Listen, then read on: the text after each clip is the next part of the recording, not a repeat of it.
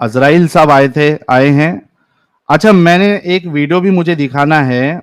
किसी ने मुझे शेयर किया था, एक अरेबिक आलिम की, जिसमें वो बता रहे हैं और उसको मैं चलाऊंगा कि भाई मुसलमान जो है वो एक पर्सपेक्टिव से सोचता है, सामने वाले के पर्सपेक्टिव से नहीं सोचता। और उसमें उन्होंने सेक्स स्लेवरी और बाकी चीजों का जिक्र किया और उन्होंने बताया कि जो हमारे उलमा है वो कई सारी चीजें छुपाते हैं। 90% चीजें वो छुपाते हैं जो हजम नहीं होती। एक आम मुसलमान भी उसको हजम नहीं करेगा। उसमें से एक ब्रेस्ट फीडिंग का भी मसला है। तो मुझे पता नहीं कि मैंने वो लिंक अमित को शेयर किया था या नहीं किया था, उस आलिम का। किसी ने तो मुझे भेजा था यार, अगर वो सुन रहा है बंदा जिसने मुझे भेजा था, क्योंकि बहुत सारे मैसेजेस आते, तो अभी मुझे पता नहीं वो किसने भेजा था। अगर जिसने मुझे भेजा था अगर वो सुन रहा है तो फिर से भेजना, तो मैं उसको उस वीडियो को यहाँ पे चला के, जब एडम साहब आ जाएंगे तो उस पे थोड़ा सा हम रिएक्शन भी देंगे उस वीडियो पर। तो जब तक के लिए आज के टॉपिक पे हम बात करते हैं। अजराइल साहब हमारे साथ जुड़े। जी अजराइल साहब, क्या हाल चाल? सब बढ़िया है साहिल भाई। साहिल भाई, मैं आपसे सिर्फ 2 क्वेश्चन पूछने वाला हूँ। आप बहुत सारा होमवर्क लेके गए थे, क्या हुआ उसका? इसलिए मैं आज 2 क्वेश्चन पूछने वाला हूँ। जो मैं होमवर्क लेके गया था, हाँ जिससे मैं पूछा, 3 लोगों से पूछा, हाँ। मेरे को जवाब नहीं मिला। नहीं मिला? नहीं मिला। क्या बोल के नहीं मिला? एक इंसान बोला कि रमजान रमजान होता है, उसमें कोई शक करना नहीं चाहिए, वो अल्लाह का कलाम है, उसको शक करना मतलब अपने आप को काफी समझना है, ये वो। दूसरा इंसान ने मेरे सीधा को बोला कि सीधा मतलब टल्ली टल्ली दे दिया आपको। और मैं दूसरे फिर ने क्या कहा? मैंने एक दोस्त को पूछा, हाँ। उसने बोला जो बोला है वो मान लो चुपचाप, क्या इतना क्वेश्चन पूछना है। अच्छा, जो बोला। अजरेल भाई, यही हकीकत है एक्चुअली। अगर आप जेन्युइन सवाल लेके अगर किसी आलिम के पास जाते हो तो वो आपको जवाब नहीं देगा। वो सीधा आपको एक चीज डाल देगा, यार ये जो आपके दिमाग में ख्याल आ रहा है ये शैतान की तरफ से, इब्लीस की तरफ से। हाँ, आपको इसमें ये पढ़ना बोल ही नहीं रहा है, हूँ। बस जो बताया गया मानना है, दिमाग नहीं लगाना है। तो ये हकीकत है भाई अजरेल भाई, मुझे नहीं पता कि आप क्यों फंस गए इसमें। एक बात बताओ साहिल भाई, आप सच्ची में मानते हो Islam is not the right religion, is not the truth? Azrael भाई, आप मुझे कब से सुन रहे हैं अजरेल भाई? मैं आपको सुनता नहीं होता था, मैं रिसेंटली सुनना स्टार्ट किया हूँ। कितना, मैं वही पूछ रहा हूँ, कब से? समझो 2 हफ्ता, 2 हफ्ता, ढाई अच्छा, हफ्ता 2 हफ्ता। अगर आप पहले से सुन रहे होते मुझे, हाँ। क्योंकि मैंने कई जगह पे इंटरव्यूज भी दिया है और टीवी चैनल पे भी आया हूं मैं। आपको मैं एक चीज, चूंकि आपने सुना नहीं है, मैं छोटी सी चीज मतलब बताता हूं कि भाई मैं जाकिर नायक का बहुत बड़ा वाला पंखा था। जब मैं टीनेज में गया था ना, जब हाँ। टीनेजर था मैं, तभी बहुत बड़ा पंखा था। और जाकिर नायक की वजह से मेरे अंदर एक तबलीग करने का कीड़ा आ गया था। लोगों को इस्लाम की तरफ बुलाना, लोगों को अल्लाह की तरफ बुलाना, लोगों को जहन्नम से निकालने का जरिया बनना। क्योंकि अल्लाह कहता है ना कुरान में, उदउ इला सबीली रब्बिका बिल हिकमा वल मौइज़तिल हसना वजादिलहुम बिल्लती ही अहसन, कि लोगों को दावत दो अल्लाह के रास्ते की तरफ हिकमत के साथ, और उनसे बहस करो तो अच्छे तरीके से। इस तरीके की आयत है। तो मेरे अंदर इतना मैं इसमें इन्वॉल्व हो गया था कि भाई मैं लोगों को दावत देता था अलग अलग प्लेटफॉर्म्स पे। उस जमाने में याहू चैट हुआ करता था और उसके बाद अलग अलग फोरम्स हुए करते थे। उस पे मैं जा जाके कभी कोई क्रिश्चियन के साथ, कभी कोई हिंदू के साथ, कभी किसी और शिया के साथ जाके वहां पे मैं उनके साथ बहस करता था। भाई हमारे इस्लाम में ये अच्छाई है, इसमें साइंटिफिक फैक्ट है, फलाना ठिकाना। इतना समझो आप में इन्वॉल्व था। लेकिन जैसे जैसे मेरे अंदर मैच्योरिटी आई और थोड़ा मैं गौरव फिक्र किया इस चीज में, तो भाई मुझे 50-60% नहीं, 110 का यकीन है कि इस्लाम ये एक फेक रिलीजन है। और इसमें ना इंसानियत है और ना, और मतलब मेरे मेरे हिसाब से, मेरी अंडरस्टैंडिंग के हिसाब से इस्लाम से मतलब it's the one of the illogical illogical religion, nonsensical, इसके अंदर जो भी फिलॉसफी दी गई है वो मेरे हिसाब से तो भाई इलॉजिकल, नॉनसेंसिकल। और मेरे हिसाब से कुरान जो किताब है उससे बड़ी कोई एम्बिगुअस किताब दुनिया में हो ही नहीं सकती। आप देख कुरान को लिए, मानना छोड़ दिया है वैसे।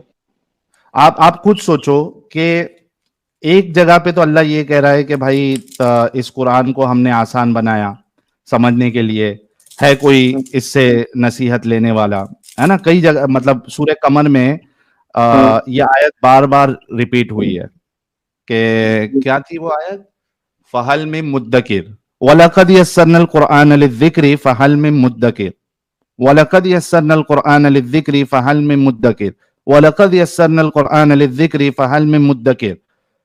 कम से कम मेरे ख्याल से 7 से 8 बार ये आयत उसी चैप्टर में रिपीट हुई है कि इस कुरान को, इस जिक्र को हमने आसान बनाया, तो है कोई इससे नसीहत हासिल करने वाला। एक चीज है। दूसरा, सूरह फुस्सिलत और भी कई जगह पे ये बात आई है कि हमने इस कुरान को खोल खोल कर बयान किया है, यानी सारी चीजों को खोल खोल कर बयान किया है, डिटेल में बयान किया है।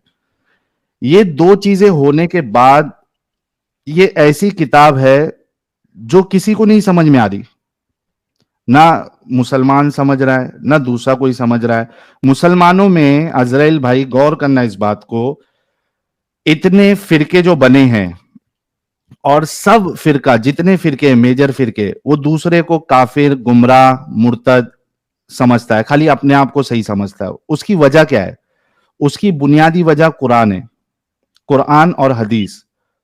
कुरान और हदीस के अंदर जो एम्बिग्विटी है, उस वजह से अलग अलग फिरकों ने अपना अलग अलग इस्लाम बनाया और वो दूसरे को गुमराह समझते। तो अगर ये किताब आसान होती, इन डिटेल होती, समझने लायक होती, तो भाई इतने फिरके नहीं बनते। लेकिन देखिए साहिल भाई, मैं तो एग्जिस्टेंशियल क्राइसिस में आ गया ना। I used to believe in Allah and रसूल Allah, had hmm, utmost faith. मेरा बिलीव था ठीक है ना, अल्लाह पे। हमारा भी था जो भी भाई। करेगा। अब तो मैं अकेला पड़ गया ना। अब मैं नहीं, अल्लाह कहाँ अकेले गया? क्यों है आप? अजरेल भाई दैट क्यों इज अकेले? आप, हम है ना आपके साथ। अजरेल मेरा भाई हम है ना आपके साथ। अरे अभी अभी देखो, मैंने एक वीडियो अपलोड किया था। पाकिस्तान में 4 लाख ऑफिशियल तरीके से, ऑफिशियल नंबर्स 4 लाख हमारे जैसे लोग हैं, और अनऑफिशियल तो बहुत सारे हैं। तो आप अकेले नहीं है, हम हैं आपके साथ यार, आपके जैसे। ठीक है, स्टार्टिंग स्टार्टिंग में होता है क्योंकि आप एक ऑलरेडी एक फेथ। अच्छा, मैं एडम साहब के लिए एक जगह बना रहा हूं, 1 मिनट को। आ जाओ एडम साहब। यार नॉन मोमिन प्लीज ना जुड़े, देखो फिर मोमिन भाई को जुड़ना होता है और फिर एडम साहब को जुड़ना है, फिर जगह नहीं रहती यार। क्यों ऐसा कर रहे हो आप लोग? खीमानंद जोशी भाई, थर्सडे को मैं करूंगा ना स्ट्रीम यार, उसमें आप लोग जुड़ना प्लीज। नॉन मोमिन प्लीज ना जुड़े। हियर कम्स आवर फेवरेट मुर्तद एडम सीकर। वेलकम। अल्हम्दुलिल्लाह brother, how are bro, you? I am good. And आज अजराइल भाई ने जो बातें की है, मैं तो धन्य हो गया। और मेरे को लग रहा है कि वो जो एनर्जी लेवल है मेरा, वो 200% बढ़ गया है। ब्रदर प्यारे बच्चों, जो कुछ करना था कर लो, अब्बू आ रहे हैं। नहीं, अब्बू आ गए हैं तो आ गए। नहीं, मैं इसी वजह से स्ट्रीम पे आया। और सबसे पहले तो इजराइल भाई को मैं कहूंगा कि यार वेलकम वेलकम, आके आपने अपना दिमाग खोलना शुरू किया। काफी दफा आपसे गपशप हुई है इस चैनल के ऊपर भी, और काफी आप हॉट हेडेड थे, एंड इट्स गुड। लेकिन इस चीज को क्यों टेंशन ले रहे हैं? एक आपने बड़ी इंपॉर्टेंट बात यहाँ पे की। मैं तो अ, क्या करूंगा, मैं इसके बगैर क्या करूंगा? क्या स्टेटमेंट था आपका? सॉरी। मेरा एग्जिस्टेंस एग्जिस्टेंस, हाँ, क्या बोलिए प्लीज। Existential crisis. क्राइसिस। हाँ। हाँ सर, एग्जिस्टेंस क्राइसिस आपका कैसे हुआ? You still exist. See, सबसे I बड़ी बात तो इस still चीज को समझने exist, की कोशिश but करें। see, I had my utmost faith in Allah. and suddenly one day I do, like, I still have that much faith, but now I have a confusion in my heart that is Fair enough. killing me from inside. No, No. Once again, try to comprehend this. आपने faith को faith से ज्यादा बना लिया था. आपने faith को जिंदगी बना लिया था. That's the problem. You are still alive. अभी भी जिंदा हो. You're alive. You're living. आपसे जो ओनली चीज जो आपसे भी हट रही है, वही हट रही है कि अल्लाह जो है वो खुदा नहीं था जिसके लिए आपने इतनी मेहनतें की, इतनी स्ट्रगल की. Exactly. Very well That's said. what the hit is.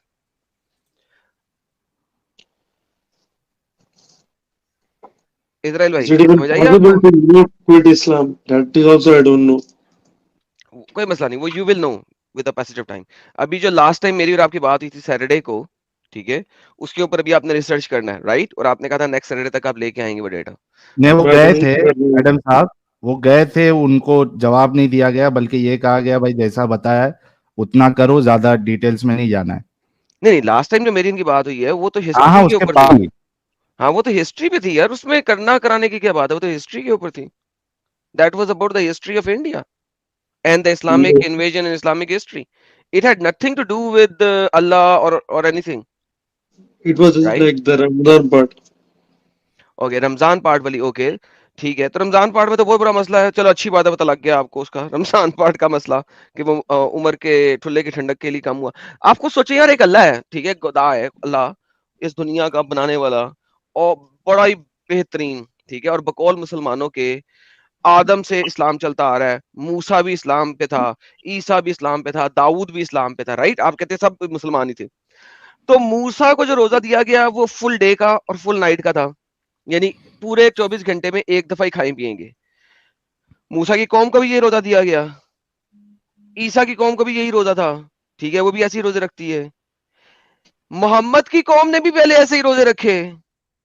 अच्छा, अल्लाह को सिर्फ उस टाइम पे एहसास हुआ कि लोगों को सेक्स करने का है रात को, जब उमर से रहा नहीं गया और उसने रात को अपनी बीवी से सेक्स कर लिया. उसके बाद आके अल्लाह ने रोजे को सिर्फ मॉर्निंग का कर दिया. Does that make sense to you? Like एक फार फेच भी सोच लें, दूर से बैठ के सोचे यार, जितना भी आप सोच सकते हैं, क्या आपको ये सेंसिबल लगती है बात? No, that is not sensible. Thank you सो इसलिए वेरी मच. मैं क्वेश्चन किया. Like I see, the thing is, the Birmingham script of Quran is still exists, right? What exist? The Birmingham script of Birmingham Quran. नुस्खा okay, manuscript. मैंने Birmingham manuscript के बारे में आपको कहा था कि जाके उसे पढ़ के आए. बर्मिंघम मैन्यूस्क्रिप्ट के अंदर 7 स्लीपर्स ऑफ एफेसस का जिक्र है सिर्फ, जो कि उस जमाने की फोक लेजेंड थी. फोक लेजेंड समझते हैं? फोक लेजेंड, फोक टेल, हाँ, वो उस जमाने की फोक टेल थी, जो कि 3rd सेंचुरी में जब क्रिश्चियन पॉपुलेशन जो है वो उस इलाके से बाहर निकल गई थी और वो जगह जगह स्नब हो रही थी, तो बच्चों को रातों को स्टोरी के तौर पे बताने के लिए मुंह बोली कहानी क्रिएट की गई थी. इसीलिए उसको लेजेंड कहते हैं. लेजेंड यानी कि एक फर्जी कहानी. Legend of the 7 sleepers of Ephesus. ये बाद में मोहम्मद ने सुनी और उस जमाने में लिखी पढ़ी होगी, ठीक है, लिखी पढ़ी भी होगी. अच्छा, वो मोहम्मद ने एज इट इज डाल दी कुरान में, और वो स्क्रिप्ट तो मोहम्मद से भी पहले का है. अगर देखा जाए तो जो उसकी कार्बन डेटिंग है वो तो मोहम्मद से भी पहले की है. तो मोहम्मद तो पैदा भी नहीं हुआ था जबकि उसकी कार्बन डेटिंग है. और मैंने आपको ये भी दिखाया था कि उस स्क्रिप्ट के अंदर, बाकी तमाम स्क्रिप्ट के अंदर आप लोएस्ट डेट लेते हैं, उस स्क्रिप्ट के अंदर आप हाईएस्ट डेट ले रहे हैं. क्यों? ताकि मोहम्मद से पहले का साबित ना हो जाए. वो मोहम्मद के पैदा होने से भी 40 साल पहले की है या 30 साल पहले की है. तो भाई उस स्क्रिप्ट. अच्छा, तीसरी बात देखते हैं. मैंने अभी, आप अगस्त में जाके देखेंगे, मैं आउट ऑफ इस्लाम सारी चीजों को बताऊंगा. लफ्ज से अल्लाह ये पहले से मौजूद था, not for a God but A moon God, एक okay. Moon God. अच्छा, मून जो होता है ना अरबी के अंदर, वो मेल है. सन जो है ना वो फीमेल है. अब पता होगा कि अरबी के अंदर हर लफ्ज जो होता है उसका वो मुजक्कर होता है या मुअन्नस होता है, ठीक है. तो मून को हमेशा हाईएस्ट पॉइंट दिया गया हुआ। एक तो वो ठंडी ठंडक देता है, रोशनी मजे की देता है, गर्मी नहीं देता है। उस इलाके में आपको पता है गर्मी बहुत है, तो they always admired moon. So moon जो था ना, वो हमेशा से बड़ा वाला खुदा था। It was a bigger god as compared to the smaller god sun. तीसरी बात, मून से आप उस जमाने में कैलकुलेट करते थे days and months, because moon अपने आप को छोटा बड़ा करता रहता है, इन अदर वर्ड्स, ठीक है। तो उसकी वजह से डेज एंड मंथ्स कैलकुलेट होते थे। आप देखें, ओल्डर जितनी भी तहजीबें हैं, उनमें जो कैलेंडर चलते थे वो मून से चलते थे, सन से नहीं चलते थे। और मेरी और आपकी सैटरडे को बात भी हुई थी इस टॉपिक पे कि मोहम्मद ने उसको 12 महीने बना दिया। हालांकि ओल्डर तहजीबों को पता था कि खाली 12 महीने बनाएंगे तो गेम खराब हो जाएगी, सीजन्स जो है सेम मंथ में नहीं पड़ेंगे, तो they would add certain days every year, और फिर 3 साल के बाद या कुछ अर्से के बाद वो एक महीना ऐड कर देते थे, महीनों को शिफ्ट कर देते थे। मोहम्मद के अल्लाह ने आखिरी साल में चीज खराब कर दी, यानी कि मोहम्मद ने खराब कर दी। उसको ये भी नहीं पता था कि एक मसला मसाइल आ जाएगा बाद में, जो कि आ गया इवेंचुअली। लेकिन मोहम्मद मर चुका था, पता ही नहीं है, लैलतुल कद्र का भी किसी को नहीं पता किधर है। So the whole idea is कि चोरी का माल है हर चीज इस्लाम के अंदर, नया कुछ नहीं है। डेरोगेटराइज चोरी का माल है। अगर वो बर्मिंघम स्क्रिप्ट को आप आज के कुरान के साथ पढ़ेंगे भी ना, तो आपको डिफरेंट वर्ड्स मिलेंगे। They are not the same words, there are different words, so many differences in them. अब हो क्या रहा है, आपके अहरूफ जो है ना, मोहम्मद वाले अहरूफ वाली हदीस, उसके जरिए उसको डिफरेंट किया जाता है कि डिफरेंट अहरूफ में लिखा गया है। भाई अगर कुरान सेम टू सेम है ना, जो मोहम्मद के मुंह से निकला और वो लिखा सपोजिटली, तो फिर अहरूफ में इतना फर्क नहीं होना चाहिए, डिफरेंसेस नहीं होने चाहिए। वो स्टोरी है जो एज इट इज लिखी गई हुई है कुरान के अंदर।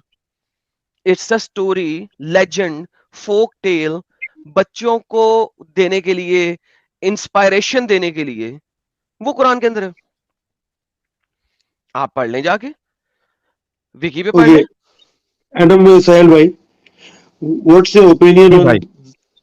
Zaid Patel sir? Sir easy है sir. By the way, Zaid Patel की जो साहिल के साथ डिबेट हुई थी, आपने सुनी थी?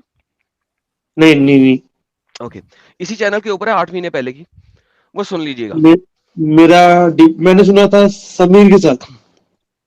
समीर के साथ ओके, वो भी सुन, लेकिन उसमें वो बहुत डिफरेंट जगहों पे गया था, 3600 जगहों पे घूमा था।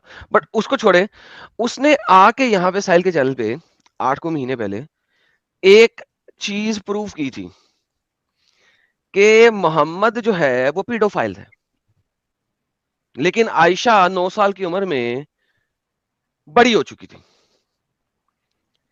यार डूड, यानी उसे प्यूबर्टी आ चुकी हुई थी, सपोजिटली उसने ये प्रूव करने की कोशिश की थी उसे प्यूबर्टी आ चुकी हुई थी और वो बड़ी हो चुकी थी। प्रॉब्लम ये नहीं है कि आयशा को प्यूबर्टी आ चुकी हुई थी कि नहीं, मैंने बहुत दफा ये बात एक्सप्लेन की हुई है। पुराने जमाने में छोटी छोटी उम्रों में शादियां होती थी, and we fully agree with you on that. लेकिन 9 साल की बच्ची, 10 साल की बच्ची का 12, 14, 15 साल के लड़के से शादी होती थी।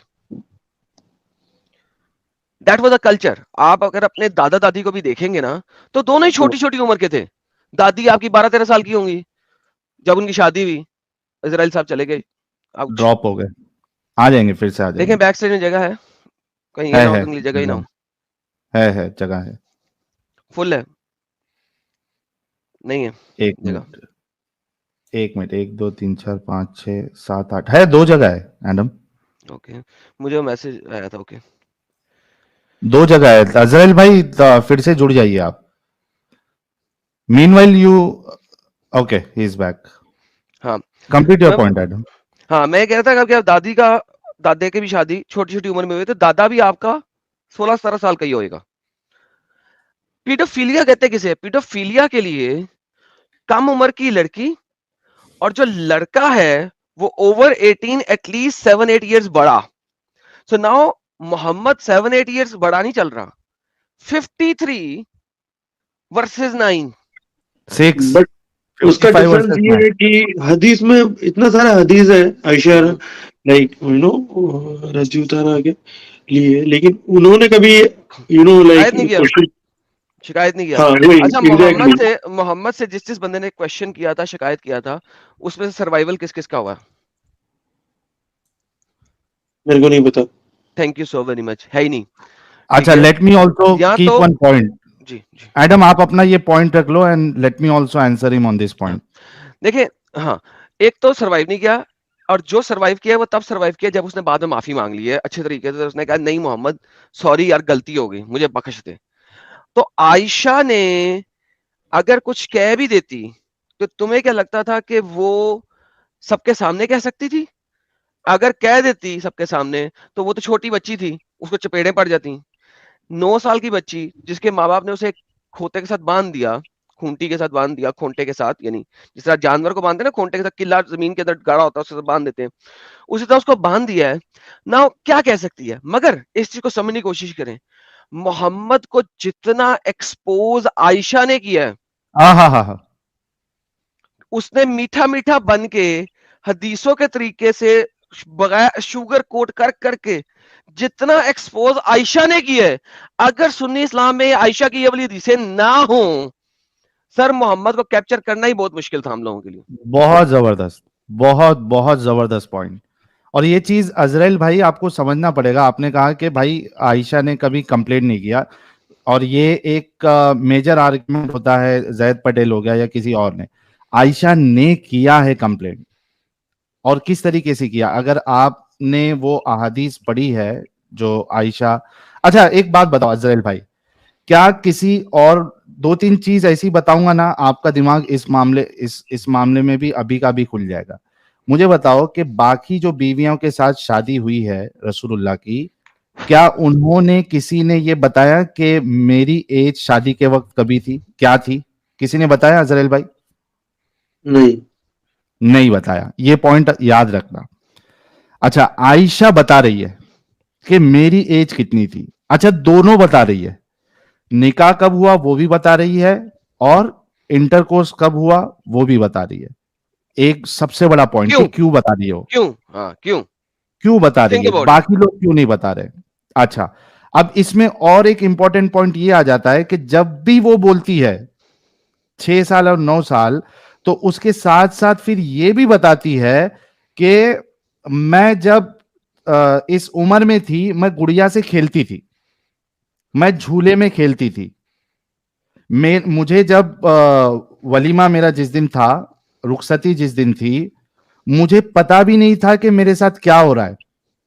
आप खुद सोचो अजरैल भाई, एक लड़की जो ऑलरेडी मैच्योर हो चुकी है, फिजिकली, मेंटली। नहीं नहीं, before before you go there, wait wait, Israel भाई ओके, इस पॉइंट को ही पहले खेलो। देखो, हाँ, उसने इतना ज्यादा आपको हिंट्स दे दी हैं कि वो स्नब हुई हुई है। फॉरगेट मैच्योरिटी और मेंटली, जो साहिल की पहला वाला पॉइंट है उसको समझने की कोशिश करो, क्योंकि साहिल नेक्स्ट पॉइंट पे जा रहा है। उसने अब लोगों को हिंट दिखा दी है कि मेरे साथ क्या जुल्म हुआ है। 6 साल की थी, 9 साल की हुई, इंटरकोर्स कर लिया, मैं तो गुड़ियों से खेल रही थी, मैं तो झूला झूल रही थी, मुझे सहेलियों पता के भी नहीं साथ था क्या खेल होने रही थी। लगा है। मैंने इतनी दफा डिबेट की है मुस्लिमों के साथ इसी बात पे कि मुझे आयशा की रजामंदी दिखा दो। वो जाकिर नलायक ने कहा था ना, जब मियां बीवी राजी तो क्या करेगा काजी। मैं कहता हूं आयशा की रजामंदी तो दिखाओ, कहां पे है उसकी रजामंदी? कहां पे उसने 9 साल की उम्र में, तुम कहते हो बड़ी हो गई, उसकी रजामंदी कहां है? वो तो कह रही मुझे पता ही नहीं था, मैं तो गुड़ियों से खेल रही थी, मेरी माँ खींच के अंदर लेके आई, तैयार किया, मोहम्मद के हवाले कर दिया, मोहम्मद ले गया, उस रात को मुझे डिंगी डिंगी कर दिया। तो उसकी रजामंदी कहां है? यू सी, प्लीज कंटिन्यू साहिल भाई, नेक्स्ट पॉइंट जो आप हाँ, अच्छा, मैं वही पॉइंट रख रहा था, और उसका मैं एक एग्जांपल आपको ये दे रहा था अजरैल भाई, कि जो लड़की मैच्योर हो जाती है, उसकी शादी जब होती है अजरैल भाई, क्या उसको पता होता है, क्या नहीं पता होता है कि आज मेरी शादी है, पता होता है। आज मेरा रिसेप्शन है? क्या वो खुश होती है, नहीं होती है? ऑब्वियसली क्या खुश वो होगी। तैयारियां करती है, नहीं करती है? मेहंदी लगाना, सजना खुद से? क्या वो शॉपिंग करती है, नहीं करती है? करती है। उसको, क्योंकि जो मैच्योर होता है ना, उसको पता होता है कि ये शादी क्या चीज है, ये मेरी शादी है, ये मेरा लाइफ पार्टनर है। लेकिन आयशा कह रही है कि मुझे पता ही नहीं था मेरे साथ क्या हो रहा है, मैं तो झूले में खेल रही थी, मेरी माँ आई और मुझे ले गई, मेरा मुंह भी धुलाया, मेरे बाल वाल बनाए, और फिर औरतें वहां पे आई और ढकेल दिया रसूलुल्लाह के पास। ये आपने कहा ना कि आयशा ने कभी वो नहीं जताया, तो इन अहादीस में एकदम समझने वालों के लिए खुले तौर पे हजरत आयशा ने बताया कि भाई मेरे साथ जुल्म हुआ है और ये ऐसी चीज हुई है जो सही नहीं है। अब इससे खुला प्रूफ आपको क्या चाहिए इस मामले में? पता नहीं साहिल भाई, मैं बहुत कंफ्यूज है। मैं आपको नहीं, कंफ्यूज नहीं, एक आप और पढ़े चीज लिखे हैं अजरेल भाई। आपको इस साहिल भाई, सॉरी, आपको इनको एक और चीज बताता हाँ, हूँ। आपको पता है आयशा वो वाहिद लड़की है जिसने मोहम्मद को ऐसे एक्सपोज किया था कि अगर उस हदीसों को सही तरीके से पढ़ो तो आपको पता लगेगा मोहम्मद एक प्रॉफिट ही नहीं है। इसी को समझने की कोशिश करें, आयशा ने ही सबसे ज्यादा एक्सपोज किया हुआ है। आयशा कहती है, सही बुखारी की हदीस है, ठीक है, आयशा कहती है कि यार मैं हैरान होती हूँ उन लड़कियों के ऊपर जो अपने आप को मोहम्मद को हिबा कर देती हैं सेक्स के लिए। आप बता, कुरान के अंदर आयत है चैप्टर नंबर 33 की आयत नंबर 50 कि जो लड़कियां अपने आप को हिबा कर रही हैं, मुसलमान लड़कियां अपने आप को हिबा करने चाहिए, वो मोहम्मद को अपना आप हिबा करके ले सकती हैं। ठीक है, उसमें हिबा में क्या है कि बगैर वकील बगैर गवाह के एक कॉन्ट्रैक्ट फॉर मैरिज है और वो सिर्फ और सिर्फ मोहम्मद के लिए। ठीक है, ये तफसीर अल कुर्तुबी इसकी एक्सप्लेनेशन देता है आपको 5333 में लफ्ज हिबा के ऊपर कि और वो लड़कियां जो अपने आप को हिबा करना चाहें, वो शादी नहीं है। 33 34 35 के अंदर उसकी एक्सप्लेनेशन भी है कि तुम जिसको चाहो पीछे कर दो, जिसको चाहो वापस ले लो, एटसेट्रा एटसेट्रा। जब ये आया तो आयशा ने देखा मोहम्मद जिसके साथ मर्जी सेक्स कर रहा है, he was like he was a sex maniac, right, and Ayesha knew that, right, उसे पता था बचपन से मुझे कैसे लिया। अब वो सही बुखारी की हदीस में कह रही है कि I used to look down upon the females, ठीक है, I used to look down upon those ladies who had given themselves to Allah messenger. मैं उन्हें बुरी निगाह से देखती थी। लुक डाउन क्या होता है? बुरी निगाह से देखना, जो अपना आप मोहम्मद को हिबा कर देती हैं। भाई अगर मोहम्मद की खिदमत के लिए दे रही है तो बुरा क्यों समझेगी? वो तो नबी की खिदमत है।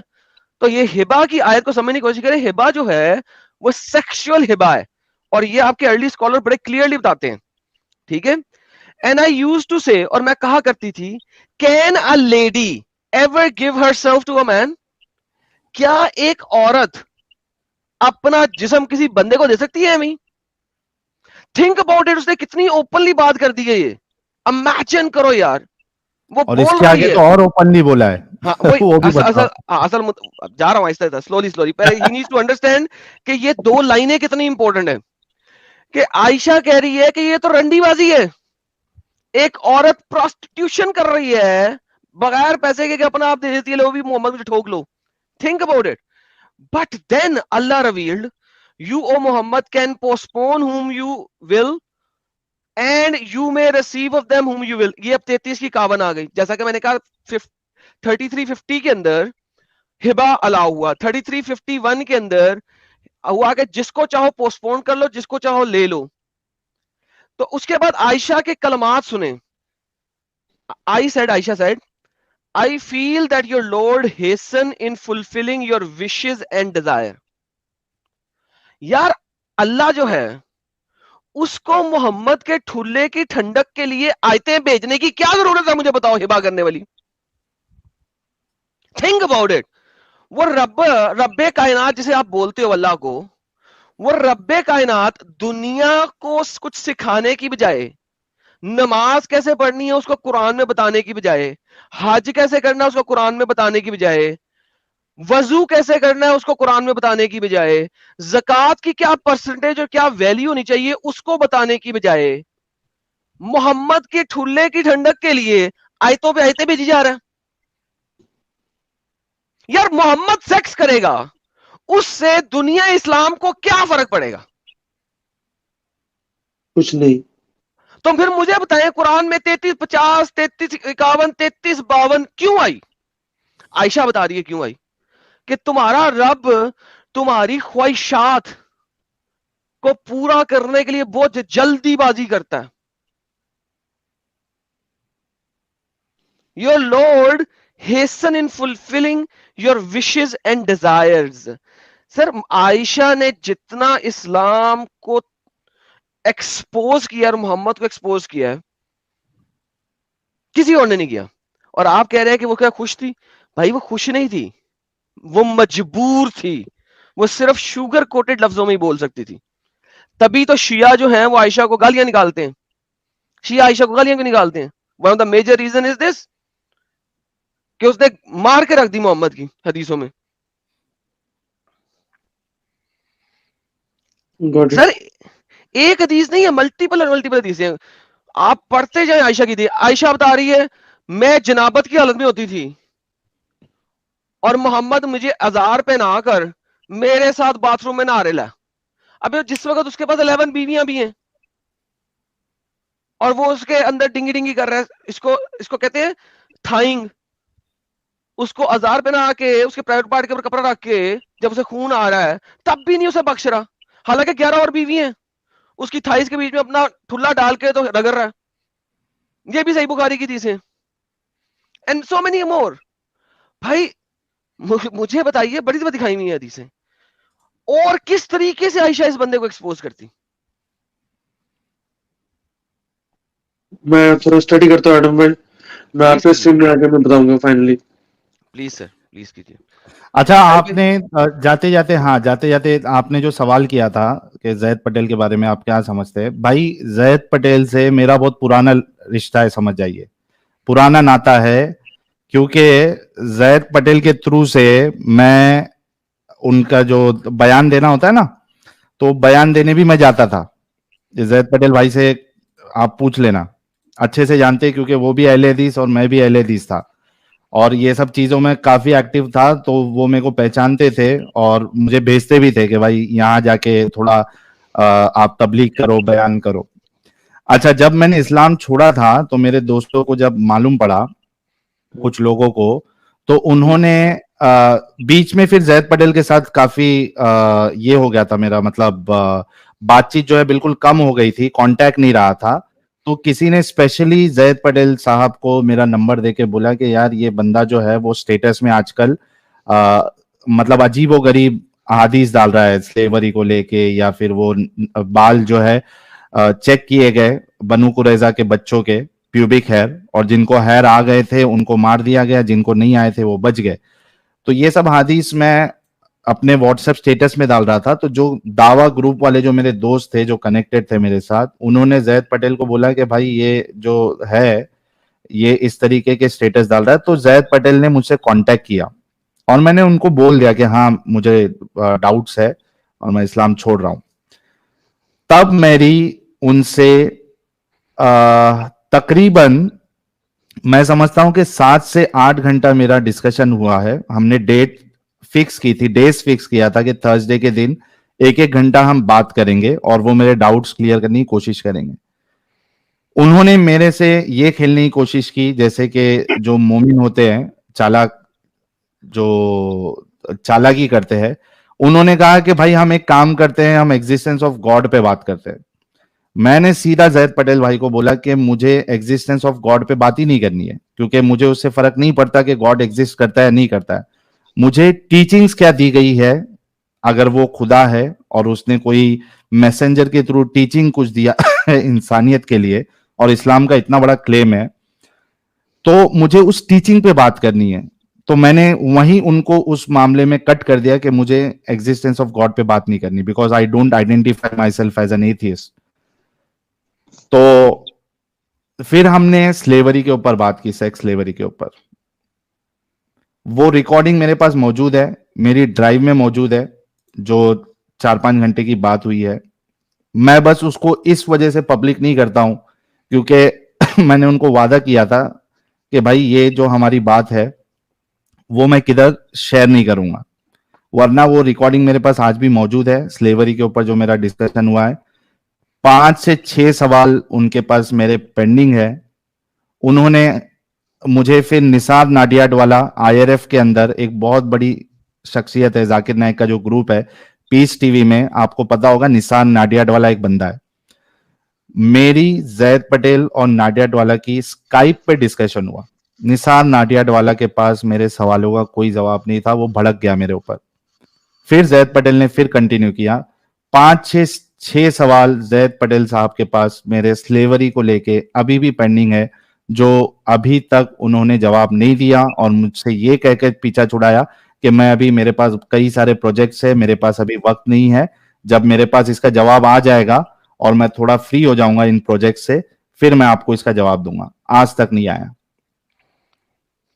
तो ये वो डिस्कशन रहा है। जैद पटेल साहब बहुत अच्छे से जानते हैं, रिकॉर्डिंग मेरे पास मौजूद है।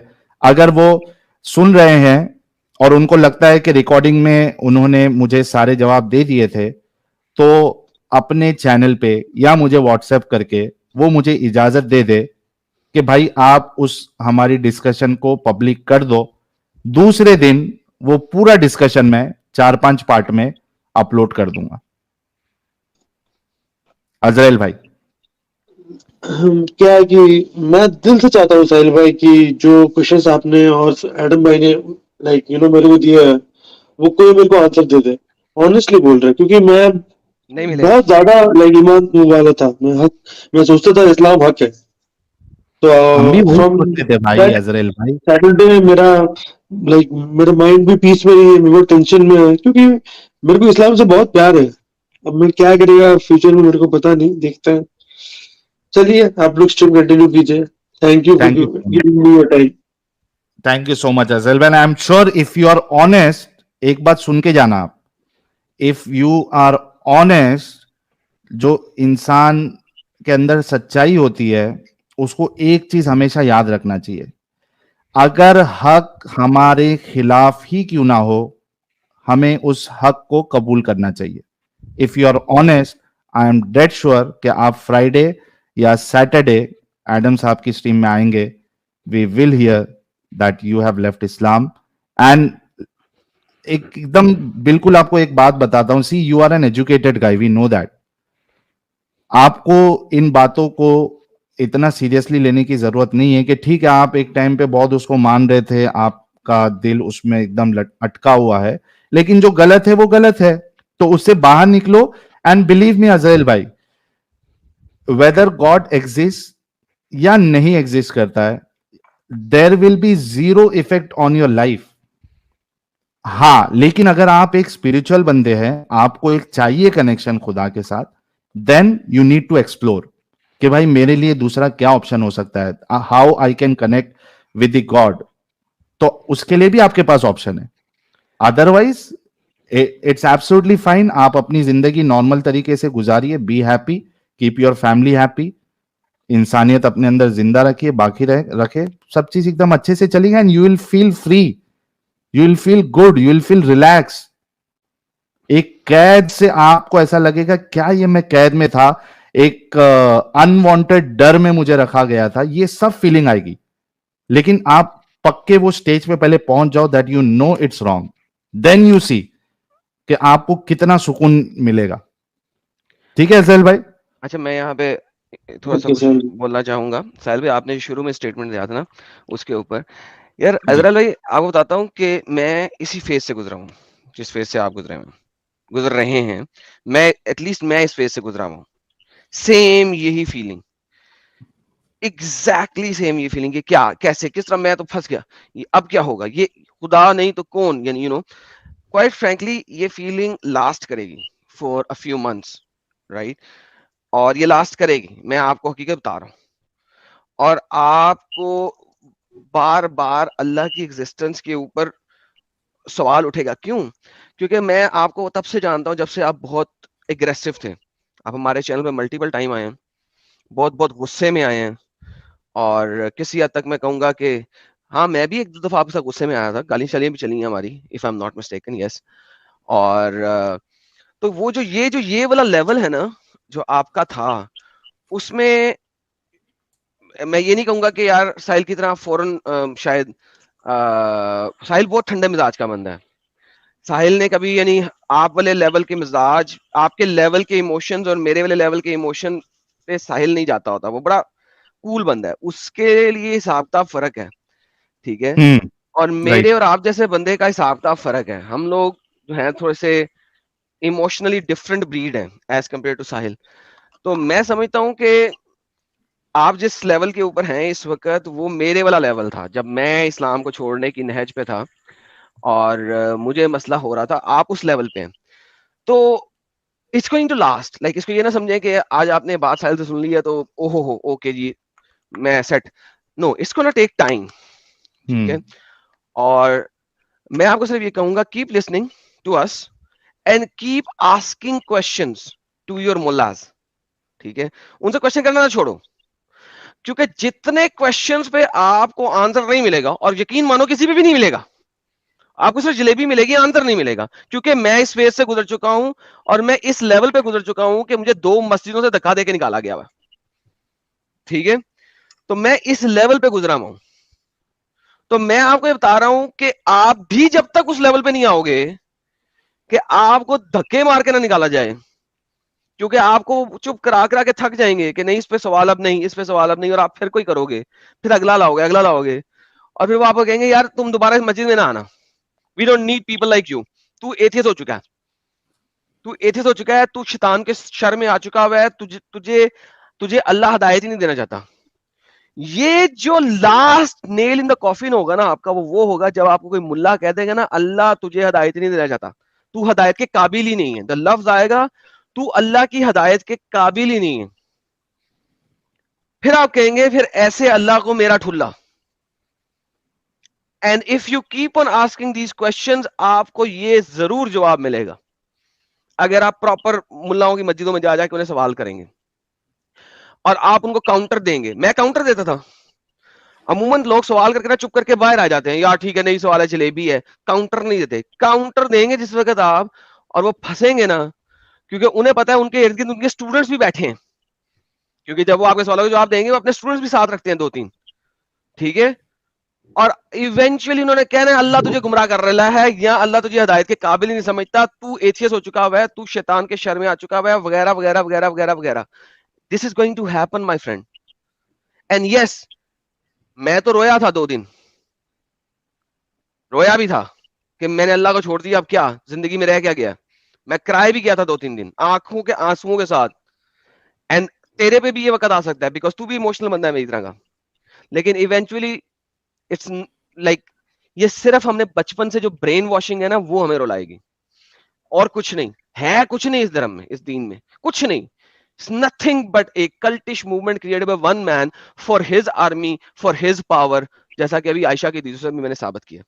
उसकी पावर, उसकी सेक्स, जिस तरह लोग घोड़े रखते हैं ना, मोहम्मद वुमेन रखता था। Think about it, the way people back in those days वो घोड़े पसंद करते, अस्तबल में घोड़े रखते थे।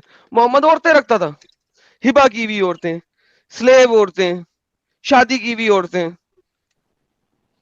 That's it man. और पावर, और क्या है? थिंक अबाउट इट, सोचे। हाँ, आपके पास दोनों पर्सपेक्टिव आ गए, सोचे। और साइंस का एक एक पर्सपेक्टिव। एडम, एक लास्ट पॉइंट बस इनको मैं देके भेज, मैं चाह रहा था कि बहुत सारी बातें हो अजहर भाई से, लेकिन बहुत ओवरडोज भी हमको नहीं करना है इनको। एक लास्ट चीज, अभी जितनी बात एडम ने आपको बताई उसके साथ और एक एक चीज अगर आप देखो, फिलोसॉफिकली भी देखो आप, जो भी एक यानी होलिस्टिक वे में जो भी कॉन्सेप्ट इस्लाम देता है, अल्लाह का टेस्ट है और हिदायत, गुमराही, ये सारी चीजें, इसमें आप एक चीज, एक छोटी चीज भी आपके जहन में मैं डालना चाहता हूं अफजल भाई, कि आप इस बात को जरूर पूछना कि अल्लाह जो जेनेटिकली डिसेबल्ड बच्चे होते हैं, ठीक है, बच्चों की बात कर रहा हूं मैं, बड़ों की बात नहीं कर रहा, जो जेनेटिकली डिसेबल्ड बच्चे हैं उनको अल्लाह क्यों पैदा कर रहा है?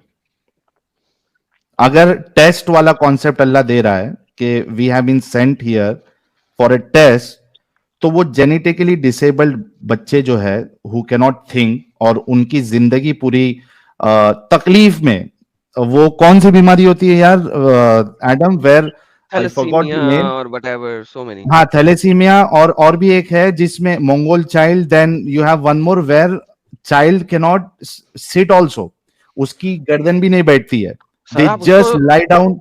उसको छोड़े सर, जिनके जिनके बाजू नहीं हो रहे, जिनके बाजू हाँ, नहीं है, टांगे नहीं है। आप वो देखो ना, वो सही बुखारी की हदीस याद करो जिसमें सुलेमान ने एक ही रात में 90 औरतों के साथ सेक्स किया था। हजरत सुलेमान ने एक ही रात में 90 औरतों के साथ सेक्स किया था, और उसने डाउन बिस्मिल्लाह नहीं सिंड्रोम। पढ़ा था, ठीक है।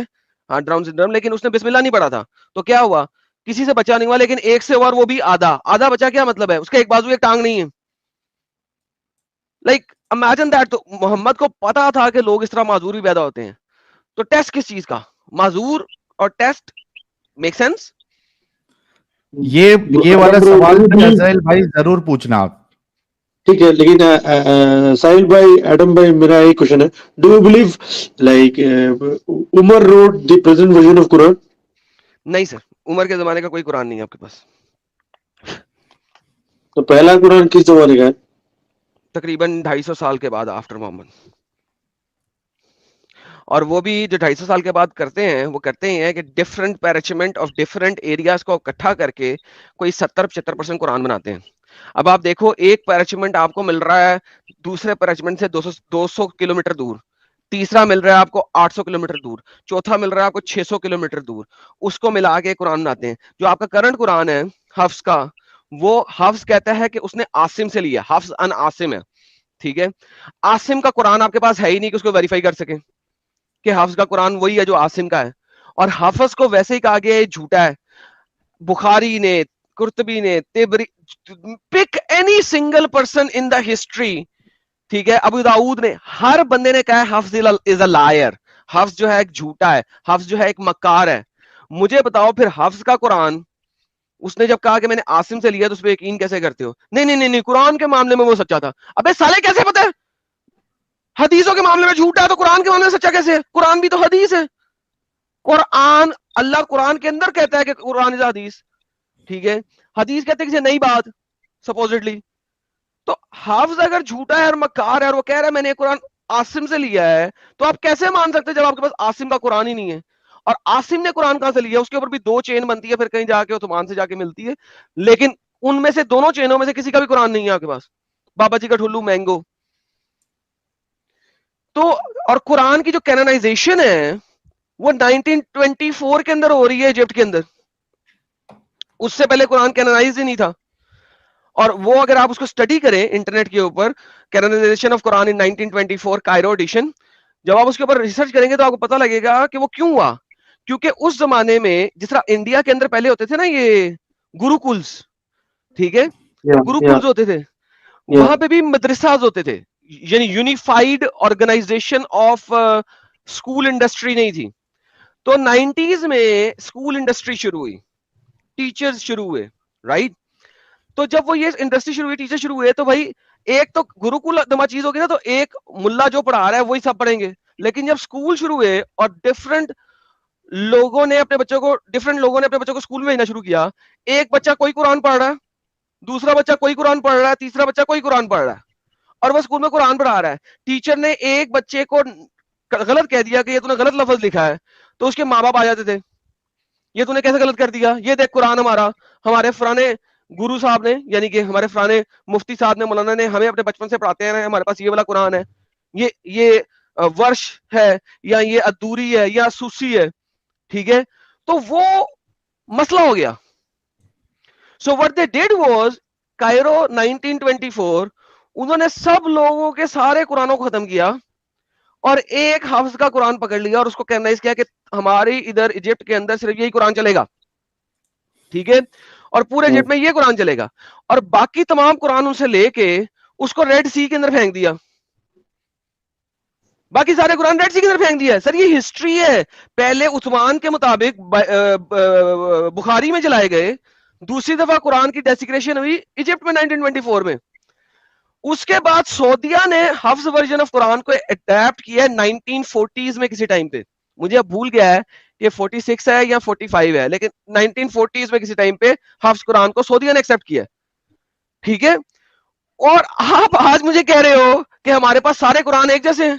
अबे कुरान को कलेक्ट करके सिंगल कुरान बनाने में तो अभी 100 साल भी नहीं गुजरे। उससे पहले तो हर किसी में अपना कुरान चल रहा था। You see how fake this narrative is, you see how. आप एक काम करें, आप जाके देखें डिबेट, मेरे कहने के ऊपर एक डिबेट देखें, the classical debate between J Smith and Shabir Ali. Share the जाके लिंक देखिए। आल्सो एडम, अगर if you have the link repeat कीजिए एक बार एडम, और साहिल भाई दोनों रिपीट कीजिए एक बार। एक the classical debate between J Smith and Shabbir Ali. Shabir Ali, classical debate between J Smith and Shabir Ali. ये जब आप गूगल पे सर्च करेंगे ना, तो आपको ये, सॉरी गूगल कह रहा हूं, यूट्यूब पे, ये मैं लिंक भेजने लगा हूं, लाइव चैट के अंदर भी, तो आपको मल्टीपल मिल जाएंगे। 2012 के अंदर हुई थी, आज से तकरीबन 11 साल पहले 2012 में हुई थी, ठीक है। For the very first time J Smith ने डिफरेंट वर्जन ऑफ कुरान के ऊपर बात की थी शाबिर अली से, और उसने सना मैन्यूस्क्रिप्ट जो है ना उसको बेस बना के बात की थी, और उस वक्त सना मैन्यूस्क्रिप्ट में उसने 8000 के करीब एरर्स दिखाने की कोशिश की थी। और शाबिर अली ने पता है क्या 19 का पहाड़ा पढ़ा था। अब 19 का पहाड़ा किसने पढ़ा हुआ है? 19 का पहाड़ा जी कुरान में 19 का मिरेकल है। ये एक फेक नबी उठा था टेक्सास यूएसए के अंदर जिसने 19 का पारा बनाया था, रिशाद खलीफा, ठीक है। अच्छा, उसने 19 का पारा पूरा करने के लिए कुरान में चैप्टर नंबर 9 की आखिरी 2 आयत 127 128 गायब की थी, क्योंकि उनको जब तक गायब नहीं करते तब तक सूरह तौबा में 19 का मिरेकल पूरा नहीं बनता। फिर सूरह नून के अंदर, नून वल कलम के अंदर जो नून है उसको सिंगल नून लिखने की बजाय नून वाओ नून लिखा था ताकि नून पे 19 पूरा कर सके, ठीक है।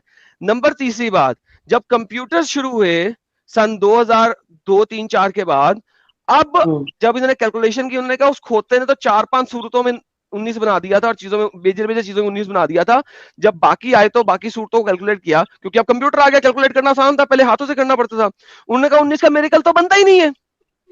तो इसके ऊपर सारी रिसर्च पेपर्स पड़े हुए हैं कि रशाद खलीफा एक फेक बंदा था, झूठा था, मक्कार था, और उसको मुसलमानों ने उसके 19 के मिरेकल की वजह से 19 साल के बाद वो भाग गया था, कनाडा भाग गया था। 19 साल के बाद उसे पकड़ के 19 छुरे मार के मारा था मुसलमानों ने कि साला तूने नबूवत का दावा किया है, तुझे 19 का मिरेकल पसंद है, तुझे 19 ही छुरे मारेंगे। लेकिन 19 साल के बाद, ये अब कोइंसिडेंस कह लो, ठीक है, या रब का कह लो कि इसको मरवाना ही मरवाना था, 19 साल के बाद ही मरवाया गया, मारा गया, कि भाई इतना बड़ा झूठा था। अच्छा, उसको 2012 के अंदर शाबिर अली उस 19 के मिरेकल को यूज कर रहा है अहमद उसके साथ, जे स्मिथ के साथ डिबेट के अंदर। और जे स्मिथ, जब जे स्मिथ ने अपने पॉइंट पूरे किए, उसने 19 का मिरेकल दिया, तो उसके बाद जे स्मिथ की बारी आई, तो उसने कहा भाई तुमने जो 19 का मिरेकल दिया है ना मुझे, ये मुझे बताओ किस कुरान से दिया? हफ्स से, वर्ष से, दूरी से, सूसी से? तुम्हारा ये तो कुरान है, ये भी 1924 का है। मैं तुम्हें दिखा रहा हूं कि तुम्हारे अर्ली मैन्यूस्क्रिप्ट में इतनी गलतियां हैं, तुम मुझे 19 का मिरेकल पढ़ने की कोशिश कर रहे हो, क्या स्टुपिडिटी है। उसने फिर अपना सेकंड रिबटल दिया था। 8 किताबें लिखने वाला Shabir Ali PhD Islamic study करके अम्ब जवाब नहीं दे सका। इसको कहते हैं final nail in the coffin. मेरी लाइफ के अंदर ये डिबेट बहुत मैटर करती है, आप जाकर सुनिएगा और जरूर देखिएगा। मैंने लाइव में भी भेज दिया, प्राइवेट चैट में भी भेज दिया, मल्टीपल इसकी हैं, और बड़ी, आप कोई भी बंदा सर्च कर सकता है यूट्यूब पे, जाए classical debate between Shabir Ali and J Smith, any और लिंक मैंने भेज दी है, आप इसको देखिएगा और दोबारा आइएगा सीरियसली स्पीकिंग, और इस हमारी आज के डिस्कशन को ना रिवाइंड कर करके 2-3 दफा सुनिएगा प्लीज। ओके, श्योर, ठीक है जैल भाई, थैंक यू सो मच भाई, थैंक यू एडम भाई, thank you so much. Okay, I think Adam, this is the fruit, you know, वो कहते हैं ना मेहनतों का फल। तो ये हमारी मेहनतों का फल है कि लोग एटलीस्ट सोचना तो स्टार्ट किए। बेशक बेशक। Thank you so much everyone for supporting us. अगर आप लोगों का सपोर्ट नहीं होता, अगर आज आप लोगों ने हमारे चैनल को इतना शेयर नहीं किया होता, इतने लोगों के साथ नहीं शेयर किया होता, तो आज हमको ये देखने नहीं मिलता।